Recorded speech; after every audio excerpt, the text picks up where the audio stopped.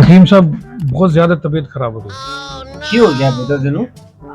इंज लगता है कोई बड़े मसले मसाइल हैं, तुसी चेक करो मैंने फटाफट। सीधे सीधे बैठो जरा।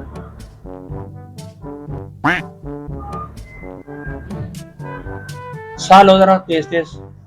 है बाजू से नब्ज चेक करो। हकीम साहब मैंने ऐ दसो कि मैं ठीक हो जाऊंगा कि क्यों नहीं तो बिल्कुल ठीक हो जाओगे। तुझे फिक्र वाली कोई गल नहीं, घबराने छेती की छेती चेक करो मैंने फटाफट। कर रहे हैं मैं।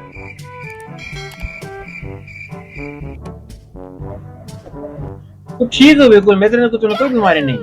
हकीम साहब मैनू लग रहा कि मैनू ना दिल दा मसला हो रहा।